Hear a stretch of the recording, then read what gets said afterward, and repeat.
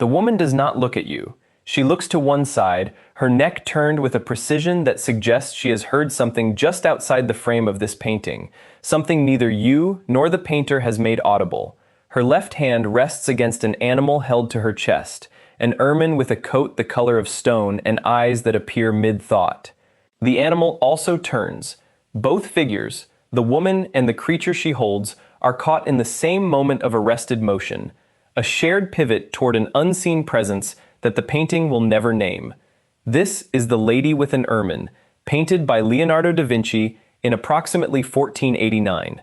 The subject is Cecilia Gallerani, a young woman of around 16 or 17 at the time of the sitting, and the mistress of Ludovico Sforza, the Duke of Milan, at whose court Leonardo spent 17 of the most productive years of his professional life. The painting now hangs in the Czartoryski Museum in Krakow, Poland, and has been studied, reproduced, and written about for 5 centuries without the standard account arriving at an adequate answer to the question its composition poses. What has not been examined with sufficient precision is this: The Lady with an Ermine is not simply a portrait. It is evidence of a technical and psychological breakthrough so specific, so difficult to account for by the standards of the 1480s, that it constitutes something the period's painting had not produced before and would not produce again with the same compression. If you're enjoying this story so far, don't forget to hit the like button and subscribe. Drop a comment telling me where in the world you're watching from. I love hearing from you. To understand why this painting constitutes proof of something beyond technical facility, it is necessary to begin with what Milanese portraiture was doing in the 1480s, and what Leonardo was doing against it.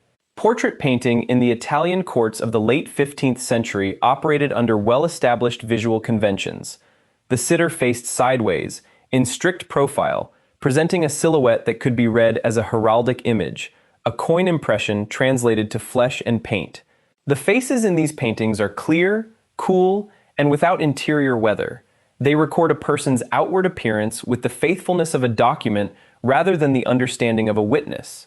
This was the accepted language of the form, and it had produced some of the most precisely executed paintings of the century, including the profiles produced by Piero della Francesca for the Montefeltro rulers at Urbino, and the Florentine profiles by Ghirlandaio and Pollaiuolo. A sitter's identity in these paintings is conveyed through heraldic attributes, symbolic objects, and the precision of the likeness rather than through any depicted quality of consciousness.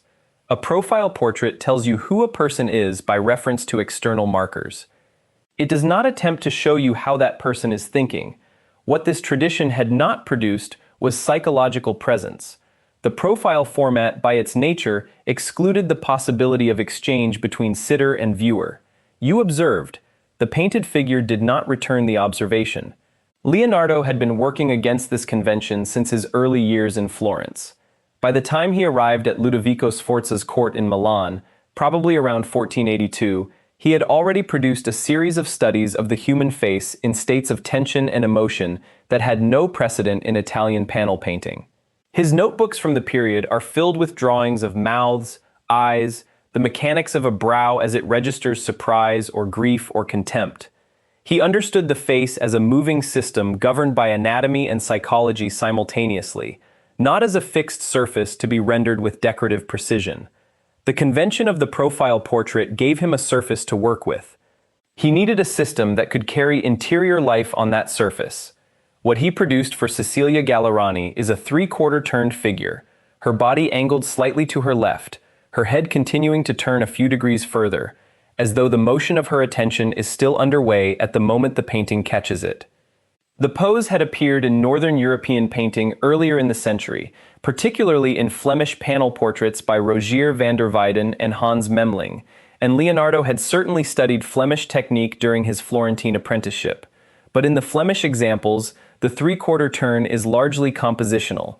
It varies the angle of presentation without transforming the nature of the exchange between painted figure and viewer. In The Lady with an Ermine, the turn carries a different charge. Cecilia is not arranged to be seen. She is arranged to be caught in the act of turning. This distinction is what infrared reflectography, conducted during conservation examinations at the Czartoryski Museum beginning in the 1990s and extended significantly in studies carried out between 2014 and 2015, has made visible in a way no earlier analysis could achieve. The technical examination revealed at least 3 successive compositional states in the painting, each recoverable in different degrees from what the underdrawing and paint layers preserve.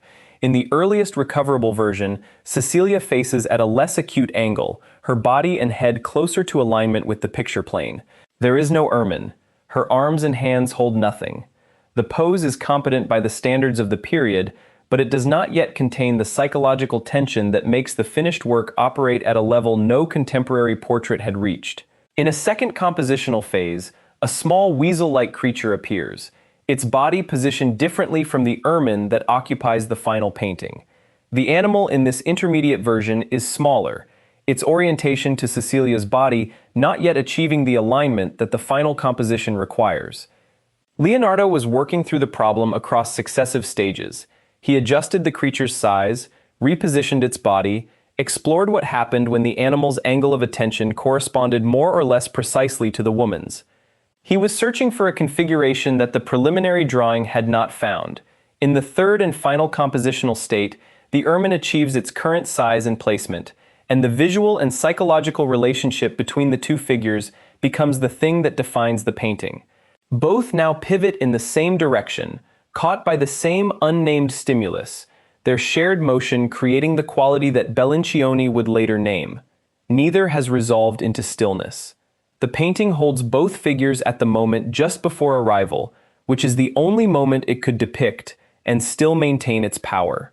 The ermine is painted with a specificity that suggests Leonardo studied the animal from direct observation, something his notebooks from the Milan period corroborate in detail. Its musculature is correct beneath the painted coat. The placement of its claws against Cecilia's arm registers the actual mechanics of how such a creature braces itself when held in an upright position by an arm at this angle.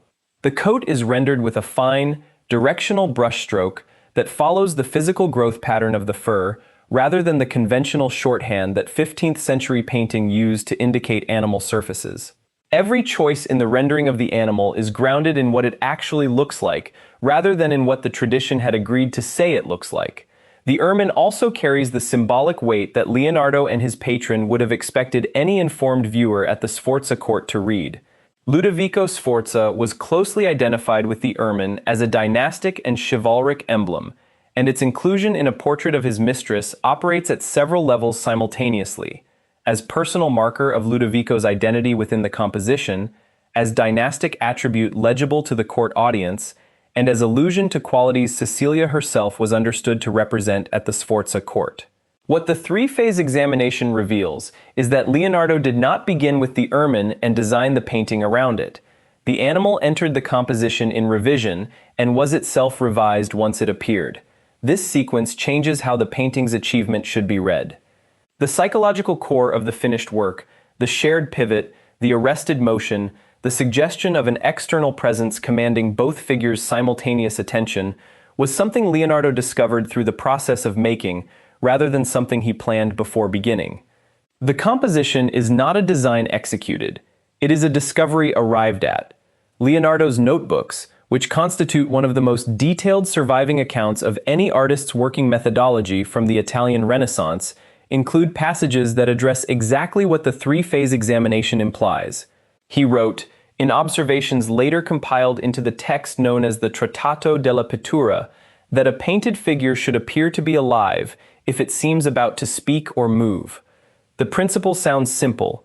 What the underdrawing shows is that achieving it in paint required revision across multiple stages of a process that did not begin with the answer. Catching motion in a still image requires the painter to decide not which position to depict, but which instant within a motion the painting can hold without the movement dying at the surface.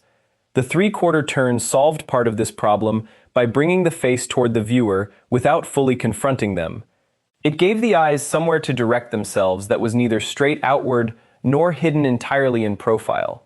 But in most three-quarter portraits before the Gallerani painting, the solution settled into static presentation.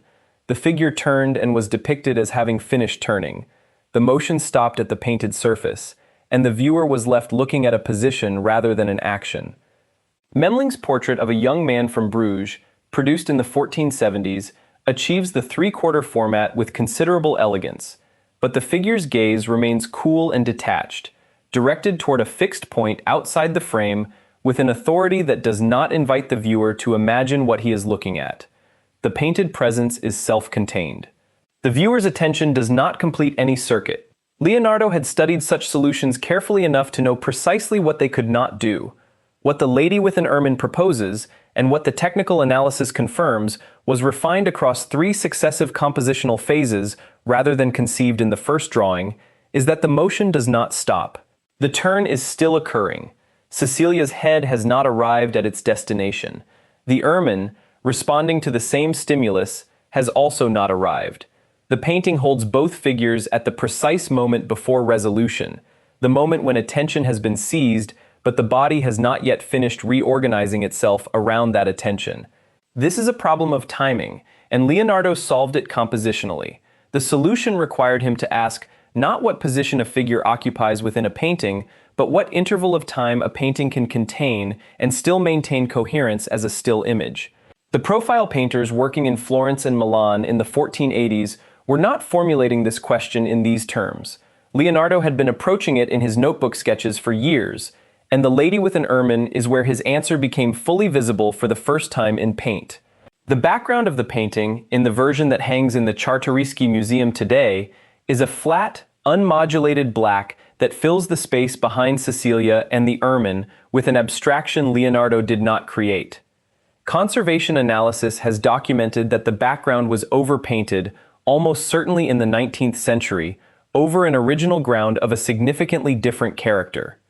Technical examination shows traces beneath the black overpainting of what appears to have been a differentiated space, with evidence suggesting a distinction between an interior area on one side and a lighter area, possibly a window or architectural opening, on the other. The exact configuration cannot be recovered given the extent of the later intervention, but the evidence of its existence is material to how the composition should be understood. A figure placed against a background that contains depth and spatial information reads differently from a figure silhouetted against flat black. The psychological isolation produced by the current background was not Leonardo's construction. In the original composition, Cecilia and the ermine existed within an inhabited space. Their shared pivot toward the unseen presence outside the frame would have been directed from inside an interior with its own light and atmosphere. The removal of that spatial context, by someone in the 19th century who preferred the conventions of later formal portraiture, replaced the grounded action of the composition's central figures with an abstraction the painting was never designed to support. What survives of Leonardo's original light handling in The Lady with an Ermine is remarkable even under the damage that 5 centuries and the 19th century intervention have left behind. The light source falls from the upper left, striking Cecilia's face and neck at an angle that models her features in a way that the painting tradition of the late Quattrocento had no standard vocabulary to describe or reproduce. The cheek catches the light from below the cheekbone and releases it into shadow along the jaw at a rate that corresponds to the actual physics of light on skin, rather than the idealization that produced the smooth, unmodulated faces in Italian court portraiture before this date. This precision is grounded in observation made systematic. Leonardo's notebooks from the Milan years contain extended passages on what he described as the science of shadow. He distinguished between the core shadow, the area of a form most remote from the light source, and the secondary light that enters the shadow area from surrounding surfaces, such as a white linen collar below the face. He described the gradation between light and shadow as occurring in imperceptible degrees that the eye registers without explicitly identifying. What Leonardo was recording was the physics of light under natural conditions, not as the tradition had agreed to stylize it for painted surfaces. The Lady with an Ermine implements these observations in ways that require sustained close looking to register fully. The shadow beneath Cecilia's jaw is not the flat tonal area that a competent 15th century painter would have applied as a matter of standard procedure.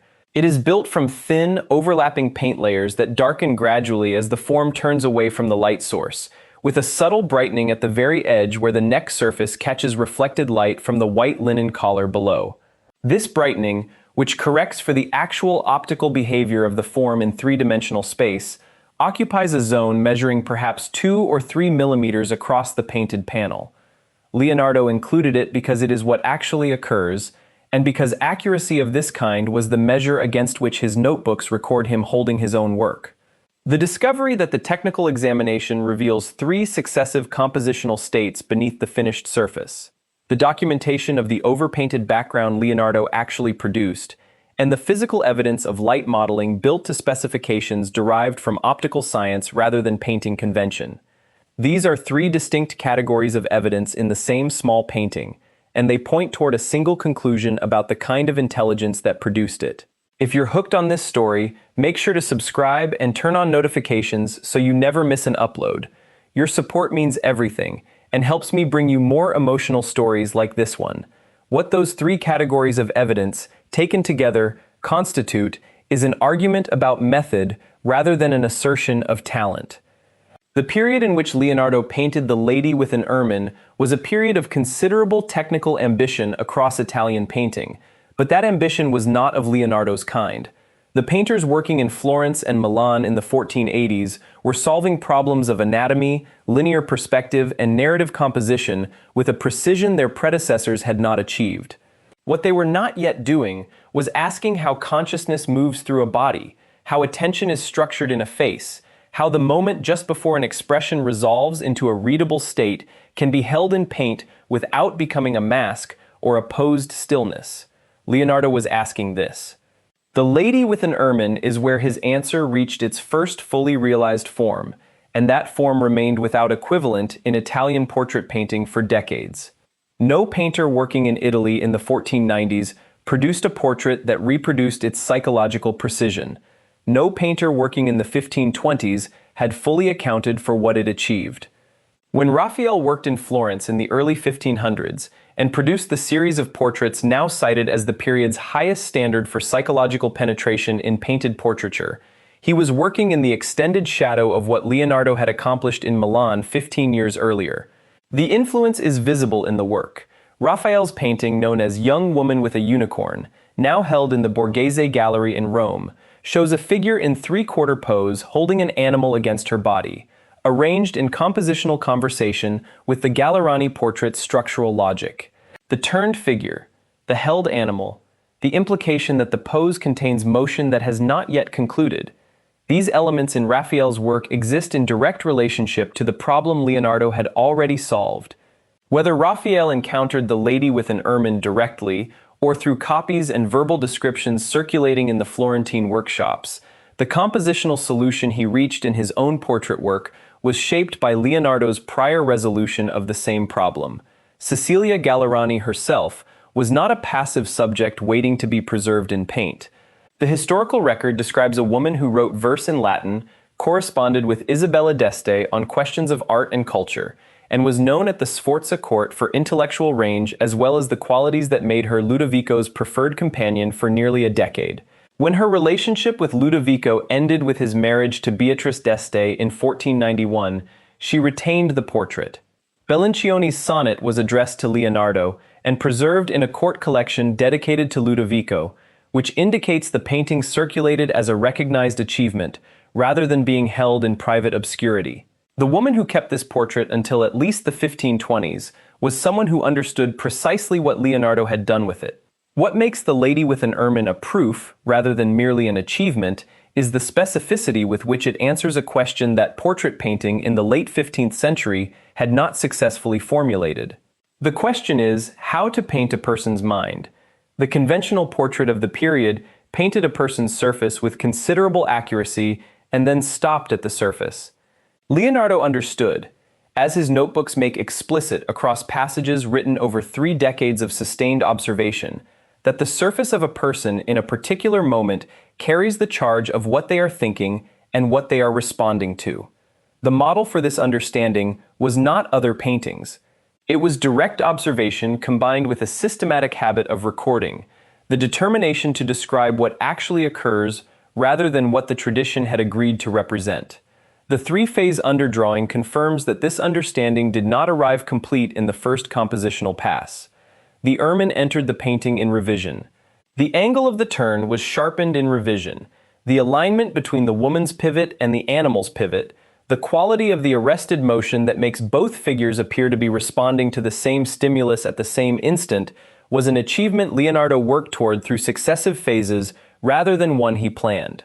The painting is evidence of a working process, and the process is recoverable to a degree that allows us to identify what Leonardo was trying to solve and to trace how his successive decisions moved him toward the solution. The solution cost him time that would have tested the patience of his patron.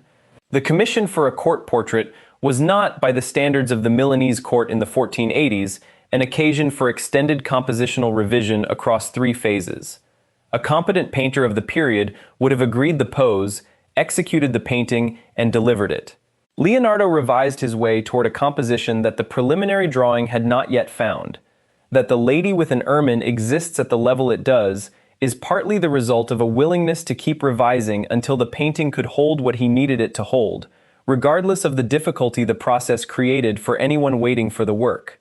That the painting survived in Cecilia Gallerani's possession long enough to be documented in Bellancioni's sonnet of 1493 is itself a piece of historical evidence that belongs alongside the technical record. The sonnet, addressed to Leonardo directly, describes the portrait as having made Cecilia appear to listen. The word Bellancioni chose is ascoltare, to listen with active attention directed outward toward a voice or sound. The painting's central compositional achievement, the arrested pivot of both figures toward something outside the frame, was legible to a contemporary Milanese viewer, not as a posed arrangement, but as a representation of actual psychological activity. Bellancioni did not describe a likeness preserved in paint. He described a figure caught in the act of responding. The sonnet's survival in Bellancioni's collected works, printed in Milan in 1493, places it among the earliest documented aesthetic responses to a Leonardo painting. Its framing deserves attention. Bellancioni does not praise the technical skill of the brushwork or the accuracy of the likeness.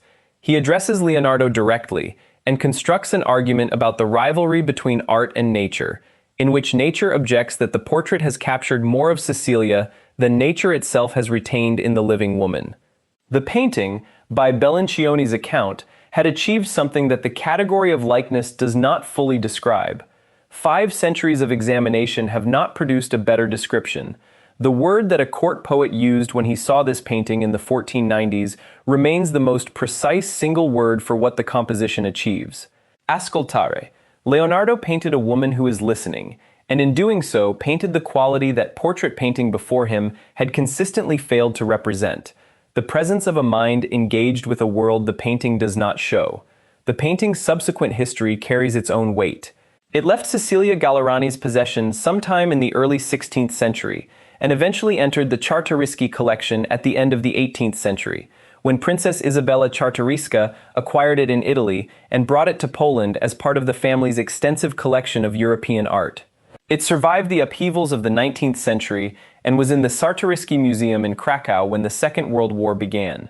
During the German occupation of Poland, the painting was taken by Hans Frank, the Nazi governor-general who installed it at Wawel Castle before it was transported to Germany near the end of the war.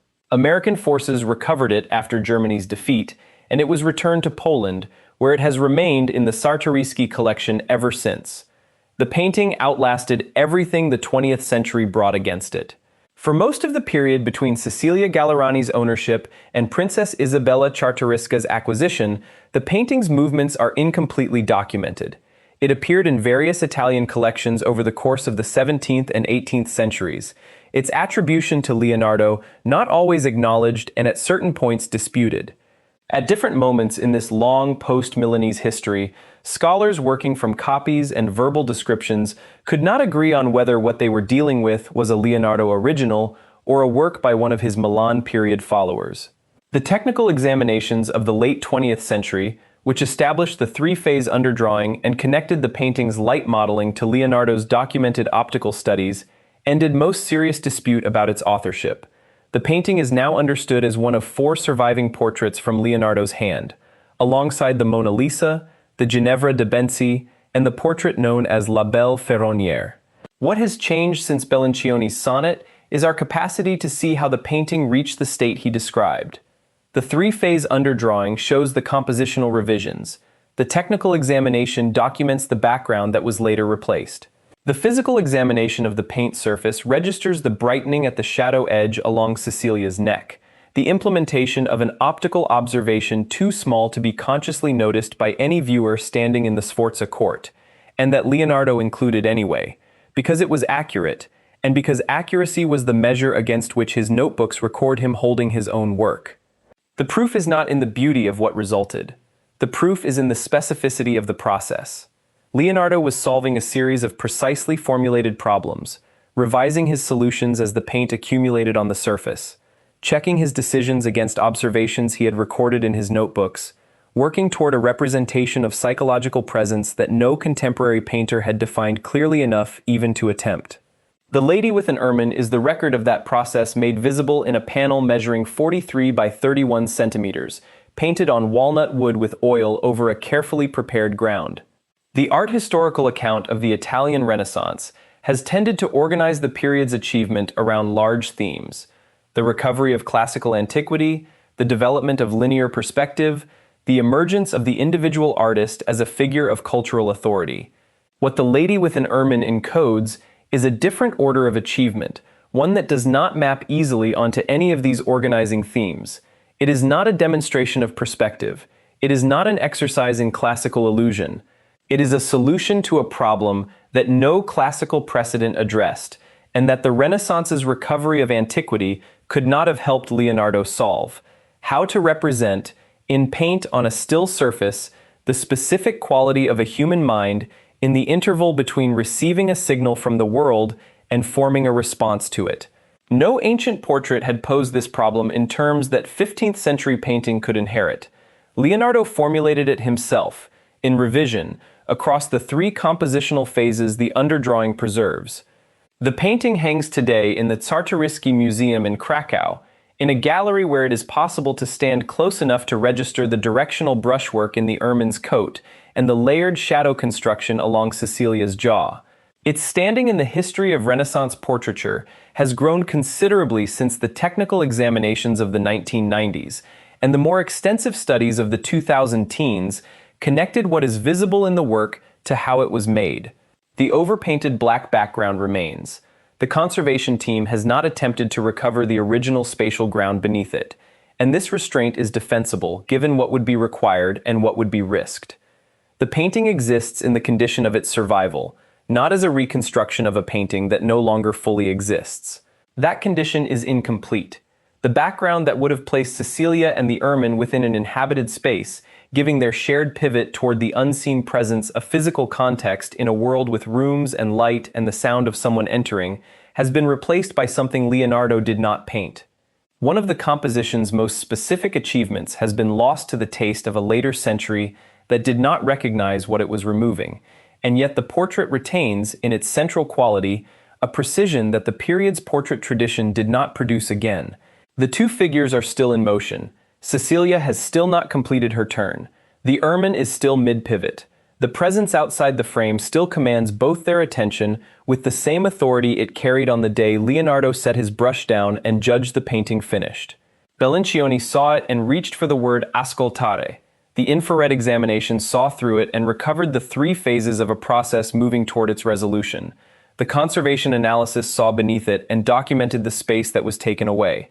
What you are looking at is the interval between a stimulus and a response, held in place for more than 5 centuries by Leonardo's decision to paint not what a face looks like, but what a mind does when something outside the frame commands it.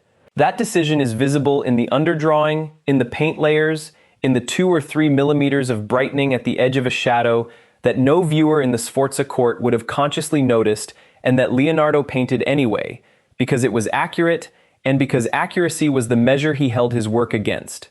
That is what a proof looks like, not a legend. A decision made, revised across 3 compositional phases, and executed with a precision the period had no name for, in a painting that has waited more than 5 centuries for the instruments to make its process visible. The instruments that made it visible are themselves part of the argument. Infrared reflectography was not available to anyone who looked at this painting before the second half of the 20th century. Everyone who saw it before that saw only the finished surface, the turned neck, the held ermine, the black background that someone had painted over Leonardo's original atmospheric space. They saw the painting without knowing it was a painting made in revision, without knowing the animal had been added and repositioned, without knowing the angle of the turn had been sharpened across 3 successive compositional phases. They saw only the result. What the technology disclosed is that the result was arrived at, that it was not given but worked toward, that the working is itself evidence of the kind of mind that produced it. Thank you so much for watching until the end. If you loved this story, check out the other videos on your screen now. I think you'll really enjoy them. And don't forget to subscribe if you haven't already. See you in the next story.